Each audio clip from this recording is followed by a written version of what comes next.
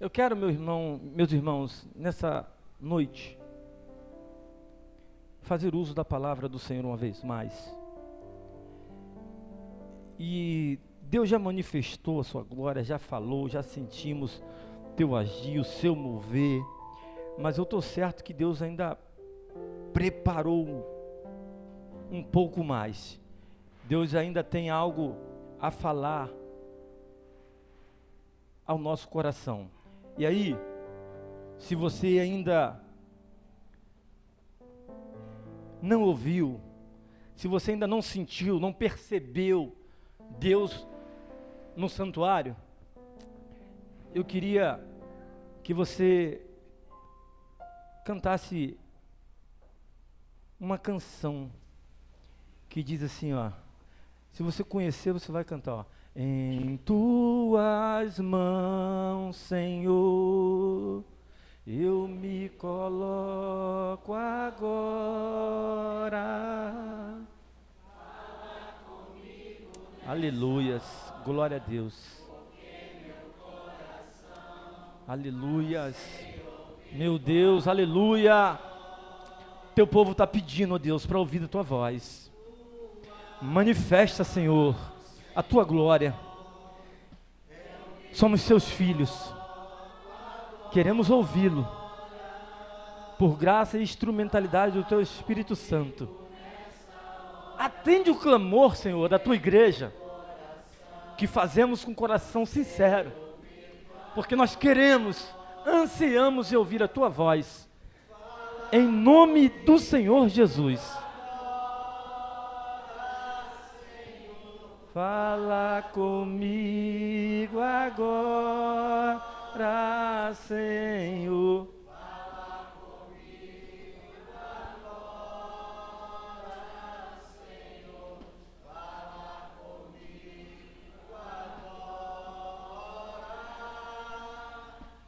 Fala comigo agora.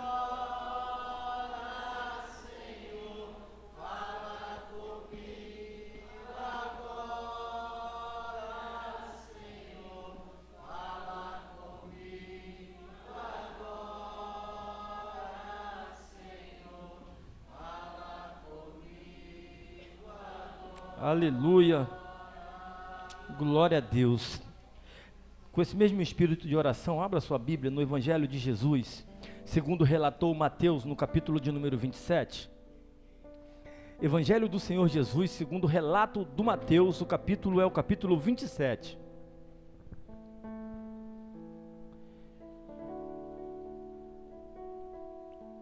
Evangelho do Senhor Jesus, segundo o relato de Mateus, capítulo 27.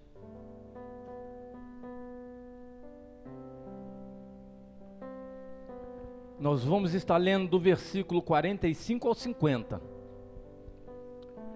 Evangelho do Cristo ressurreto, segundo o relato de Mateus. O capítulo é o capítulo de número 27. E o versículo 45 ao 50. Eu vou fazer essa leitura. Peço que você acompanhe atentamente o que diz a Sagrada Escritura. Está escrito assim: a morte de Jesus. Desde a hora sexta até a hora nona, houve trevas sobre toda a terra. Por volta da hora nona, clamou Jesus em alta voz. Repita comigo, alta voz. Dizendo: Eli, Eli, lama sabachthani. O que quer dizer? Deus meu, por que me desamparastes? Repita comigo, por que me desamparastes? E alguns dos que ali estavam ouvindo isto diziam: ele clama por Elias? E logo um deles correu a buscar uma esponja e, tendo-a embebido de vinagre e colocado na ponta de um caniço, deu-lhe a beber. Os outros, porém, diziam: deixa, vejamos se Elias vem salvá-lo. E Jesus, clamando outra vez com grande voz, entregou o seu espírito. Como já foi feita a oração, e a nossa oração foi uma oração em louvor, eu queria te pedir que redobrasse a sua atenção para o texto que ora acabamos de ler. É um relato sombrio, um relato triste. O texto requer que nós redobremos a nossa atenção, porque é o texto que vai trazer de fato o momento aonde o Cristo, o Filho de Deus, está agonizando, e agonizando por 3 horas pendurado no madeiro. O texto que acabamos de ler é o texto que de fato narra o momento, o episódio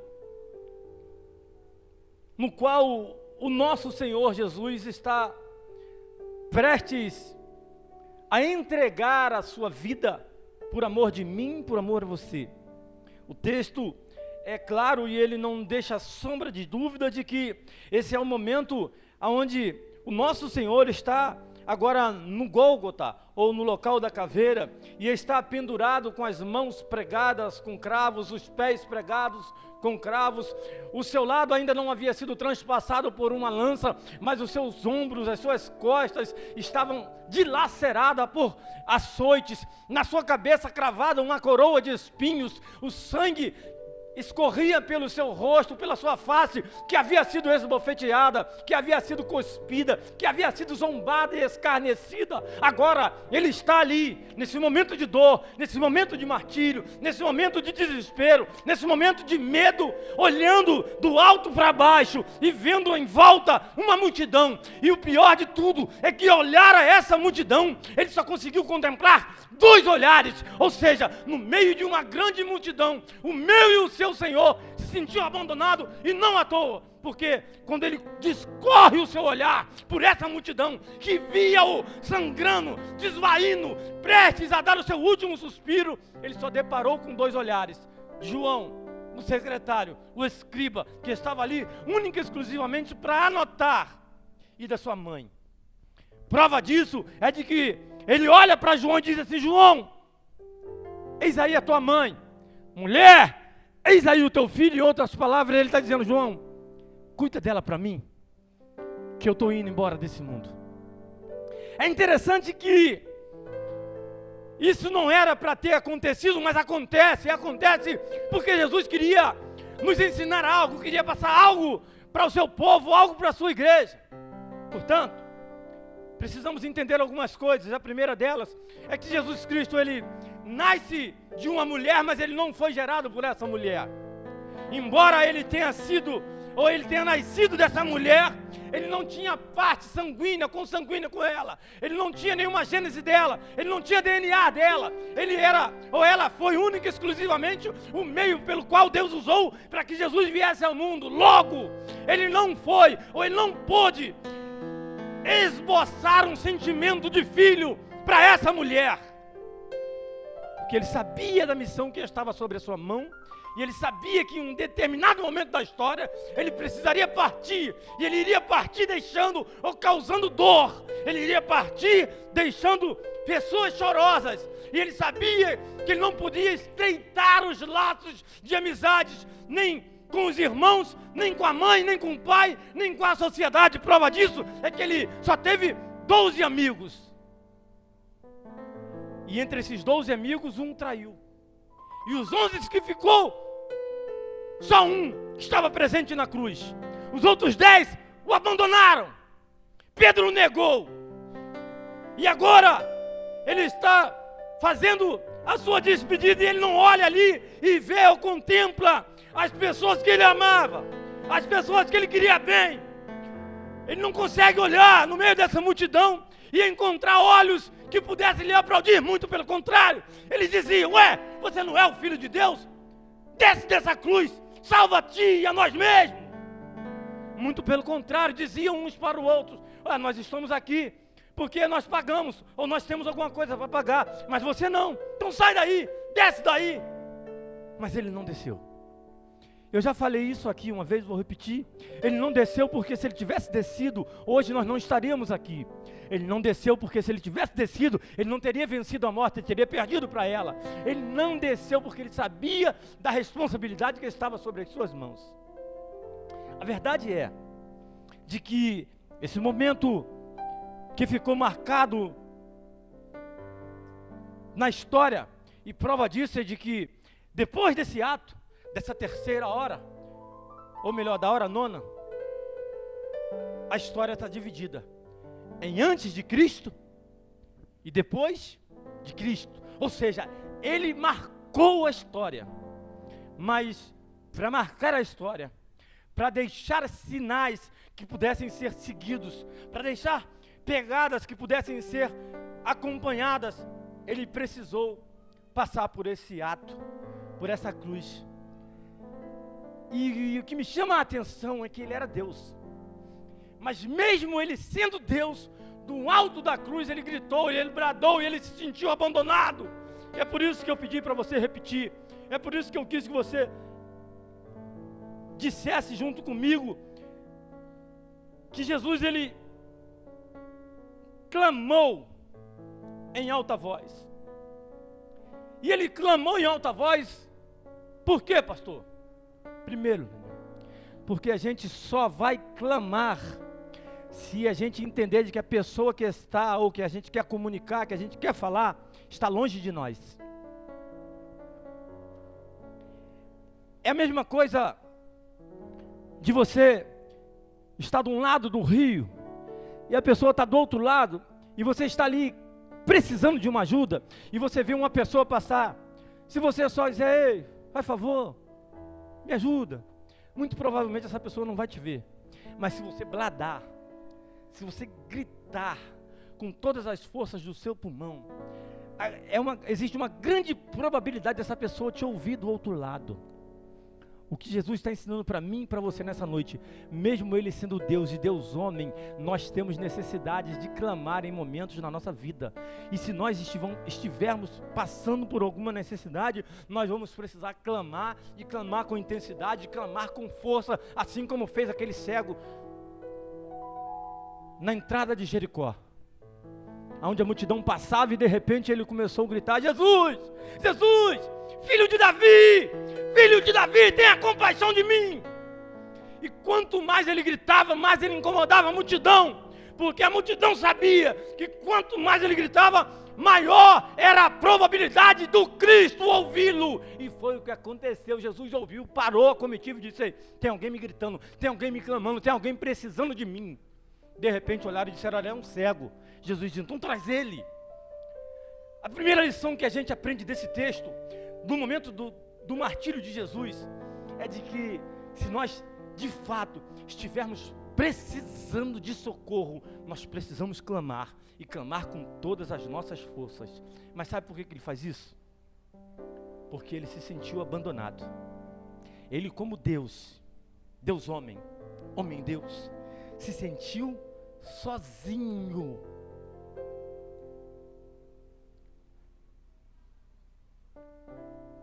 É triste o que eu vou dizer,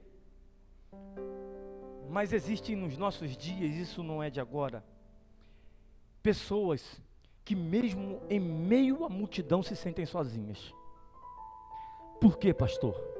Porque o álcool não é capaz de suprir a necessidade delas.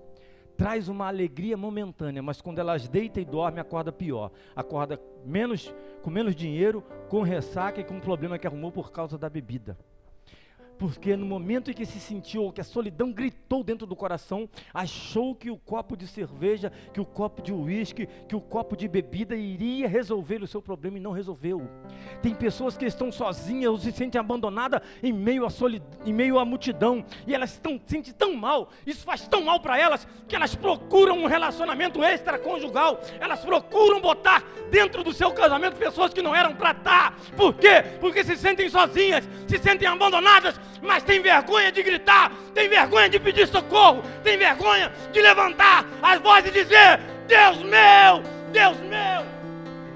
por que me desamparastes? Deus marcou um encontro com você nessa noite para falar para você que por algumas vezes na vida já se sentiu sozinho e abandonado. Ele está acessível, Ele está perto demais. Às vezes é nós que não estamos vendo, e nós só precisamos clamar, levantar a nossa voz em direção aos céus, para que Ele ouça e atenda o nosso pedido. A primeira lição é essa, é que às vezes a gente clama, porque a gente entende de que nós precisamos chamar a atenção de pessoas, ou de uma pessoa. Nós precisamos chamar a atenção de alguém. Esses dias eu estava vendo uma reportagem, aconteceu isso aqui em São Paulo, Curitiba, melhor. A mãe deixou o menino dentro do carro, uma criança, 6 anos. O menino dormindo, ela pensou, eu vou e volto rápido. E a criança ficou. De repente, a criança desperta, o carro está travado, e aí então a criança começa a bater e ninguém ouve ela. Só que essa criança, ela entendeu de que aquilo ali dependia da vida dela, e então ela começou a fazer alguns sinais, e aí ela começou a chamar a atenção das pessoas que passavam em volta, e as pessoas começaram a observar, vidro muito filmado, muito escuro, de que tinha uma criança dentro do carro. E aí logo uma multidão tomou conta daquele carro, cercou o carro, passou uma viatura na hora, viu, pararam a viatura, e os policiais então resolveram arrombar o carro, e o carro era blindado. Bateram para cá, bateram para lá, e o vidro começa a trincar, e nada de quebrar, nada de quebrar, nada de quebrar, e a criança vai ficando mais desesperada dentro daquele carro, e de repente arrumaram um machado daqueles de bombeiro e conseguiram abrir, arrombar o vidro, quebrar o vidro e tirar aquela criança lá de dentro. Aquela criança só pôde sobreviver porque ela chamou a atenção das pessoas que estavam à volta. Então, quando nós entendemos de que a nossa solidão, o nosso abandono, ele acontece porque às vezes nós nos isolamos, entramos num ostracismo e queremos mostrar para os outros que nós estamos bem, nós estamos com um sorriso no rosto, nós postamos fotos nas redes sociais, nós estamos em diversos lugares nos divertindo, mas de fato dentro do nosso coração paira a tristeza, porque nos sentimos abandonados e nos sentimos sozinhos. É nessa hora que nós precisamos clamar. Então nós temos que clamar para chamar a atenção daquele que nós achamos que está longe, mas ele pode estar muito perto, passando em volta do nosso carro que está travado, e a gente prestes a morrer dentro desse ambiente, e de repente a gente consegue chamar a atenção dele. A segunda lição que eu aprendo com esse texto é de que a rejeição dos homens não anula a escolha de Deus. Para Jesus estar naquela cruz, ele precisou passar por algo, um teste social difícil. Mais ou menos assim. Você está de repente em um ambiente, as pessoas estão contigo, estão à sua volta, rindo, brincando, vocês estão conversando, até chegar alguém nesse ambiente que tem mais notoriedade que você, e de repente você olha, todos o abandonaram e estão lá. Foi mais ou menos isso, porque um dia o Pilatos apresentou 2 homens, Jesus e Barrabás, e disse: a quem quereis que eu solte? Jesus o Cristo ou Barrabás o malfeitor? E pasmem, gritaram: solte Barrabás. E ele disse: e o que eu faço com Jesus? Gritaram: crucifica-o. É por isso que ele brada de cima dessa cruz, porque ele de fato se sentiu abandonado. E estudiosos vão dizer de que de fato Deus não estava olhando para aquele momento no alto do Gólgota, se virou de costas, porque não conseguia olhar para o ombro ou para os ombros de Jesus e contemplar nos ombros de Jesus todo o pecado da humanidade. Ele tinha sido rejeitado, ou seja, ele tinha sido a escolha do povo para que fosse morto, mas isso não anulou a escolha que Deus tinha sobre a vida dele. Eu quero falar para você nessa noite: não importa se a sociedade te rejeitou, não importa se todos na sua casa estiverem te rejeitando, não importa se todos no teu local de trabalho estiverem te rejeitando, a escolha de Deus não anula a rejeição do povo. É por isso que o grito na cruz expressa ou externa a angústia de uma alma. mas não externa o sentimento do coração que crê, porque depois ele diz: Eli, Eli, lama sabachthani, em aramaico, que quer dizer: Deus meu, por que me desamparastes? Em outras versões, por que me abandonastes? É porque, única e exclusivamente, quando nós sabemos que Deus nos escolheu, a escolha de quem está à nossa volta não pode interferir naquilo que Ele tem para a nossa vida. Ah, pastor, o senhor fala isso porque o senhor não sabe. A minha mãe tentou me abortar 7 vezes, 9 vezes, 14 vezes, e eu só estou aqui porque o aborto, nenhum deles funcionou. Eu quero dizer para você que você só está aqui porque você é a vontade de Deus. Você só está aqui porque, mesmo que a tua mãe não tenha te planejado, te projetado, Deus te projetou desde antes da fundação do mundo, e é por isso que você está aqui. Às vezes, a gente acha até de que a escolha da sociedade, a escolha da humanidade, a escolha dos homens é importante para nós. Eu quero dizer para você que um bom currículo, ele é avaliado, e se ele for de fato bom, ele é aceito em uma empresa. Mas a pessoa que está avaliando e abrindo essa porta para você só está obedecendo uma ordem de Deus, porque Deus já tinha aberto essa porta para você antes. Eu disse aqui, isso aqui, vou falar de novo. Eu entrei na Rede Record Televisão, eu não tinha um diploma de marceneiro, e a vaga só era para quem tinha diploma de marceneiro. Botei no meu currículo que eu não tinha. Quando fui chamado: poxa, você tem tanta experiência, você trabalhou aqui, trabalhou ali, e só de TV Globo eu tinha mais de 10 anos. Eu tenho sim, todos esses requisitos, mas eu não tenho diploma de marceneiro. Então você não vai poder ocupar essa vaga. Quem está dizendo isso é você. Eu vou embora para casa, e antes de eu chegar em casa o telefone já tinha tocado de novo. Dá um jeito, arruma um diploma, compra. Eu falei: eu não vou fazer nada disso. Eu vim para casa, descansei no Senhor. Daí a pouco, resolveram abrir uma exceção. As pessoas têm o poder de avaliar o nosso currículo, mas é só Deus quem abre portas para nós entrar.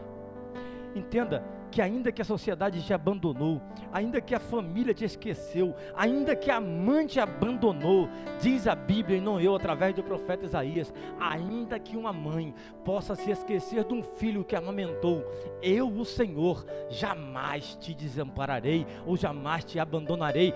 Deus nunca vai te deixar só. Pastor, o que você quer pregar então nessa noite? Eu quero pregar só enfrentando os limites da vida. Porque todos nós temos um limite. É igual cartão de crédito. Experimenta estourar o limite do cartão para tu ver o problema que você vai arrumar para sua vida. Apesar de que tem gente que tem cartão sem limite. O meu mesmo é sem limite, tem limite para nada. Não tem limite para nada. Na realidade nem cartão tem mais. Por isso não tem limite. Porque nós, como seres humanos, se nós olharmos para o nosso Cristo, nós vamos aprender de que todos nós temos um limite. Ele chegou no dele, e no alto do limite dele, ele clamou, ele bradou do alto da cruz: Eli, Eli, lama sabachthani. E para enfrentar os limites da vida, ou para enfrentar os limites que a vida nos impõe, nós precisamos clamar. Sim, precisamos. Nós precisamos entender de que a escolha do homem, ou que a escolha humana, não anula a escolha de Deus sobre a nossa vida. E diz a Bíblia, e não eu, que Ele nos elegeu, ou que Ele nos escolheu antes da fundação do mundo. Portanto, ninguém tem poder para tirar de nós aquilo que Deus deu, ou ninguém tem poder para desfazer um decreto divino sobre a nossa vida. Qual o problema, pastor? O problema é que às vezes a gente está tão preocupado e nos ocupamos tanto em querer a aprovações dos outros, que buscando a aprovação do outro, nós acabamos recebendo a reprovação de Deus. Porque todas as vezes que nós tentarmos buscar o que a opinião alheia pensa sobre nós, nós nos afastamos de fato daquilo que Deus pensa sobre nós. E o que vale para mim e para a sua vida é o que Deus pensa sobre nós. É por isso que ele diz a Jeremias: bem sei eu o pensamento que eu tenho a vosso respeito, pensamento bom e não mau, pensamento de vida e não de morte. Para quê, pastor? Para lhe dar o fim que eu desejar. Está nas mãos dele. Então não adianta, por mais que nós possamos estar enfrentando deserto, por mais que nós possamos estar enfrentando medo, por mais que nós possamos estar enfrentando a solidão e o abandono da sociedade, Deus nunca nos abandonou. Mas a gente às vezes acha que Deus nos abandonou.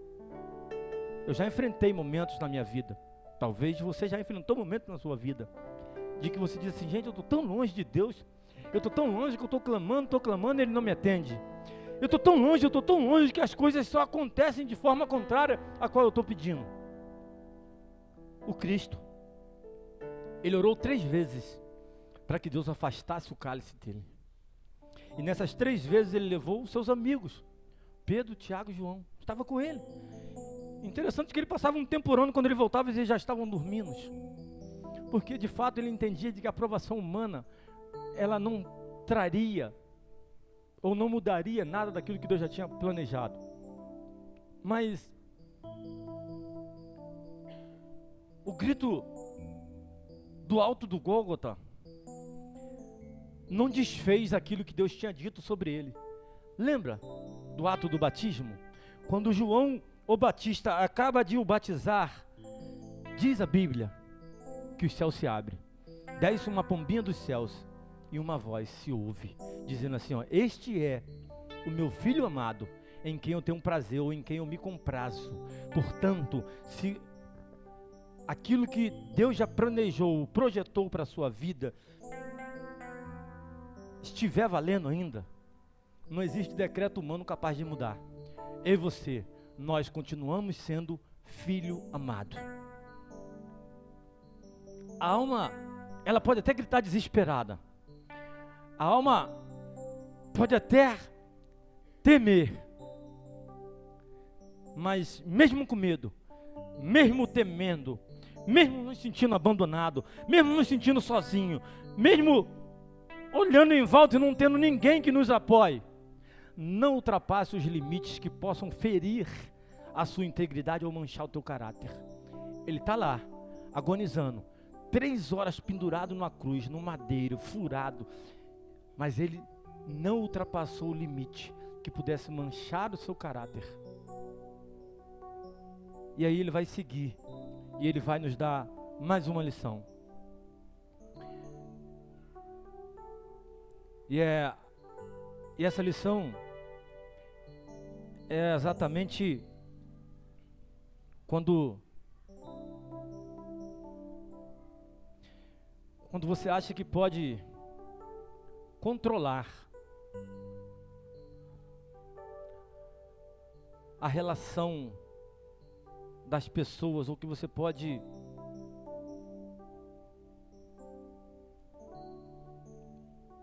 trazer ou fazer com que elas de alguma maneira coopere, contribua, colabore para que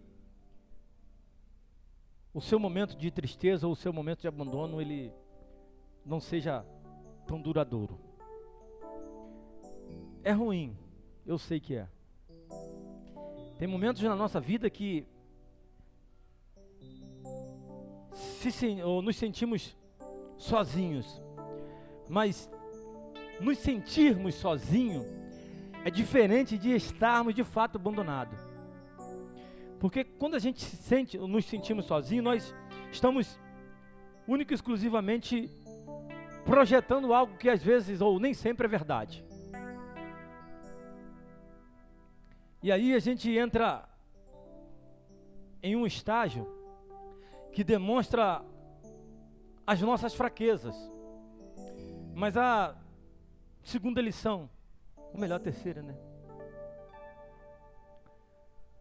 Quando você estiver se sentindo abandonado, sozinho, com medo, quando você sentir que chegou ao seu limite, ou que o limite foi imposto a esse, você não vai aguentar mais, não vai suportar mais, seja honesto com Deus, para dizer assim: Senhor, eu não aguento mais.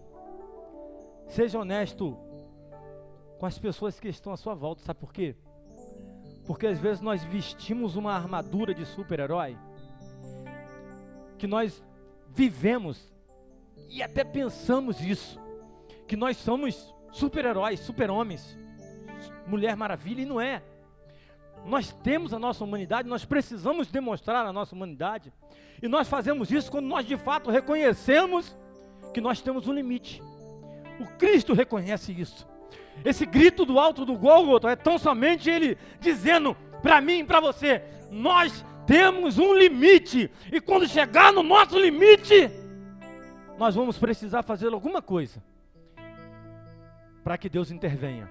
O problema é que às vezes a gente entra na vibe daquela canção do Anderson Freire: não quero interromper o teu silêncio, ó Pai, mas é só orando que eu encontro paz. O vento da aflição quer apagar a chama da minha adoração. Às vezes a gente fica com medo de ser honesto com Deus, e aí a gente quer demonstrar para Deus que nós somos o suprassumo do universo. Na realidade nós não somos, Ele nos conhece. Não adianta tentar viver dentro de uma armadura, se debaixo dessa armadura o que tem é lepra. Lembra do Naamã? General muito famoso, porém debaixo da armadura o que tinha era lepra. Deus sabia disso. Às vezes a gente quer camuflar os nossos sentimentos e mostramos para as pessoas que estão ao nosso lado: está tudo bem. E nas redes sociais está tudo bem mesmo. O problema é no dia a dia.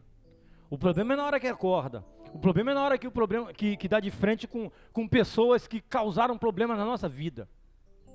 É essa que é o X da questão. Então, essa lição que Jesus está ensinando para nós é de fato ser honesto com Deus. Porque se nós conseguirmos ser honestos com Deus, nós seremos honestos com as pessoas que estão à nossa volta. Sabia que nos pés da cruz Ele poderia não ter nenhum amigo a não ser João e a sua mãe, mas Ele fez questão de mostrar para João e para a mãe de que Ele queria, ou que Ele precisava se relacionar com alguém. Ele não poderia, e aí tem alguns malucos aí que diz que Ele teve um relacionamento com Maria de Magdala ou a Maria Madalena, teve filhos com ela. Isso é tudo mentira do diabo. Ele não se envolveu de uma forma intensa para evitar exatamente a dor na vida dessas pessoas, para fazer com que a sua partida desse mundo não fosse tão penoso para elas. Agora, Ele é sincero com Deus, honesto, porque Ele reconhece que chegou ao limite, e ao reconhecer que Ele chegou ao seu limite, Ele está sendo honesto com as pessoas que estão à sua volta. É por isso que os discípulos não entendem. É por isso que quando dizem: Ele ressuscitou, eles não acreditam. Porque Ele demonstrou a sua dependência, a sua fragilidade, o seu medo, a sensação de abandono. Sabia de uma? Eu falava em uma programação aí que acontece até os dias de hoje, e eu falava para pastores, mulher de pastor e para filho de pastor. Eu preguei alguns anos nessa programação, e eu falava de uma estatística que mostra o número de pastores que suicidam-se todos os anos. E suicidam-se exatamente porque não têm coragem de mostrar para o rebanho o seu lado humano. Porque vestiram uma couraça, uma armadura e querem mostrar para o rebanho que eles são, e na realidade não são. Mas também em contrapartida tem ovelhas que, se ouvir de que o pastor tem necessidades, se ouvir que o pastor tem fragilidades, não querem mais serem pastoreadas por eles. E isso faz com que pastores tirem a sua vida. Isso acontece porque eles são minados. Eles não podem abrir a boca dentro da família, porque a família vai dizer: você é pastor. Eles não podem abrir a boca na sociedade, porque a sociedade também vai dizer: você não é pastor. Eles não podem abrir o coração dentro da igreja, porque as ovelhas vão dizer: Ah, mas se o pastor está passando por isso, eu não quero um pastor desse, não serve para mim. Jesus dá essa lição para nós. Seja honesto com os seus sentimentos. Seja verdadeiro com o que está dentro do teu coração. Não tente passar para as pessoas que estão à sua volta que está tudo bem, porque no dia que estiver tudo ruim, seja verdadeiro. É por isso que Salomão vai dizer, olha, há tempo de chorar, há tempo de sorrir, há tempo de plantar, há tempo de colher, há tempo de todas as coisas, há tempo de nós estarmos bem, mas também há tempo de nós estarmos tristes. Há tempo também de nós estarmos um pouco chateados com as coisas que acontecem na vida. Quantas vezes a porta se fechou na sua cara? Quantas vezes você buscou uma coisa e não recebeu? Quantas vezes você foi atrás de algo e não chegou? Isso te entristeceu? Sim, te entristeceu, amém. Glória a Deus por isso, porque você está demonstrando a sua humanidade, você está demonstrando a sua indignação. Você só não pode fazer disso a sua verdade. Mas nós devemos externar, expressar os nossos sentimentos. E Jesus fez isso com maestria. Primeiro ele reconheceu para Deus, Deus, chegou, eu não aguento mais, para mim acabou aqui. Depois ele mostra com esse simples grito de abandono ou de desespero do alto desse Gólgota para as pessoas que estão à sua volta, de que ele também tinha limites. E a terceira coisa é exatamente essa, dentro desse tópico. Primeiro, ele é verdadeiro com Deus. Segundo, ele é verdadeiro com as pessoas que estão lá ao seu lado. E em terceiro e último lugar, ele é verdadeiro com ele mesmo. E essa é a maior lição para mim. Sabe por quê? Porque às vezes nós não queremos demonstrar as nossas fraquezas, porque temos medo de demonstrar as nossas fraquezas, e ao demonstrar as nossas fraquezas, as pessoas usarem isso contra nós. Nós temos medo de demonstrar as nossas fraquezas, porque nós achamos que nós pensamos isso, que nós demonstrando, ou ao demonstrar as nossas fraquezas para as pessoas, nós vamos virar refém dessas pessoas. E eu vou te dizer algo, se você abrir o coração para alguém, e esse alguém está usando isso contra você, para te ferir, para te magoar, é Deus te mostrando que essas pessoas não eram dignas, ou não são dignas de estar do seu lado. Você merece pessoas melhores, e Deus está tirando do seu caminho, para botar pessoas que realmente, que se interessam e que se importam contigo, com a sua vida. Jesus abre o coração, agora, e ele é verdadeiro com ele, e ele passa para mim, com muita firmeza, com muita segurança, mesmo estando machucado, mesmo estando furado, mesmo estando sangrando, e vai sangrar até a morte. A sua honestidade, a sua sinceridade em demonstrar a sua humanidade, traz para mim hoje a certeza de que eu posso, que nós também vamos enfrentar dias ruins, dias difíceis, dias que nós vamos nos sentir abandonados. Eu não sei se eu estou falando aqui só para anjo, mas se você já passou por momentos difíceis, que você se sentiu abandonado, que você se sentiu sozinho, que você entendeu de que precisava de uma mão que pudesse te sustentar.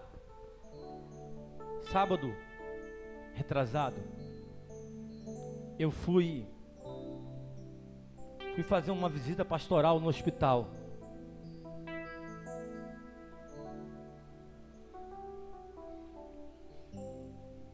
Cheguei lá, me deparei com uma senhora de 80 anos. Não a conhecia. Fizemos ali um momento de culto, oração. E eu preguei num texto do Evangelho de Jesus segundo o relato de João, que ele diz assim, olha, com o coração a gente crê, mas é com lábios, ou com os lábios que nós confessamos. E então eu fiz o apelo para essa irmã, para essa dona. Eu disse assim, você confessa Jesus Cristo como Senhor e Salvador da sua vida? Ela disse, sim, eu confesso. Aí o Tom disse para ela assim, repete comigo. ela repetiu as frases que eu ia falar. E no final eu disse para ela assim: fala para Jesus: Senhor, segura nas minhas mãos, para que eu nunca mais solte elas, porque se o Senhor segurar nas minhas mãos, nunca mais eu vou estar sozinha. E ela repetiu isso. E eu falei assim: a irmã quer fazer uma profissão de fé? A senhora quer fazer a pública profissão de fé no leito? Ela balançou a cabeça e disse que queria. A irmã que tinha me levado com 82 anos começou a chorar, a filha. Houve uma comoção dentro do leito e eu falei assim: me arruma um copo com água, eu vou batizar essa irmã. Batizei a irmã no leito. Ontem ela tomou a primeira ceia, fui levar a ceia para ela. E lá cantamos um hino que eu queria fazer a conclusão dessa mensagem, mas eu não sei cantar. É um hino da harpa, né, que diz assim, ó: se as ondas do mar da vida quiserem... A igreja conhece.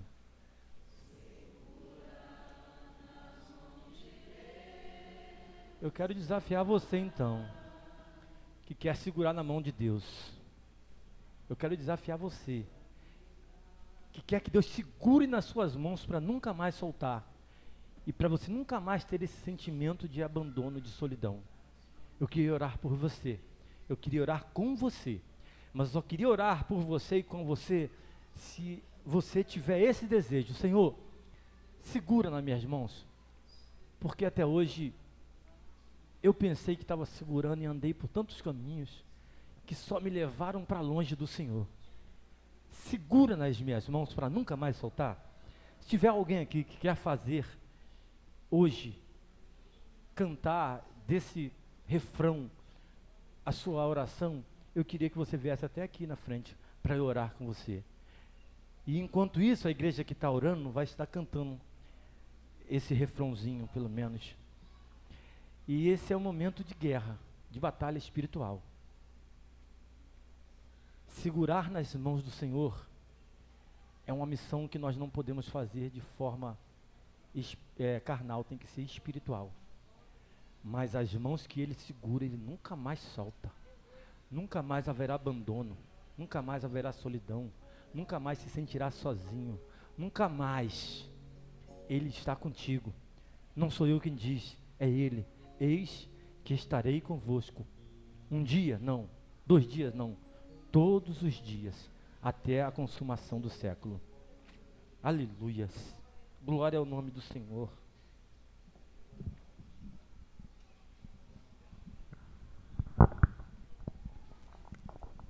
Louvado seja o teu nome, Deus. Louvado seja o teu nome. Existe mais alguém? Aleluias. Eu não vou estender a esse apelo, mas Deus te trouxe aqui nessa noite para falar para você, para falar com você. Você não está sozinho. Você chegou ao teu limite e de agora para frente é Ele e você junto. Nunca mais vocês vão se sentir sozinhos. Nunca mais vocês vão se sentir abandonados. Segura, Senhor, nas minhas mãos. Aleluias. Segura nas mãos de Deus, segura nas mãos de Deus, pois ela te sustentará. Não temas, segue adiante e não olhes para trás, mas segura nas mãos de Deus e vai.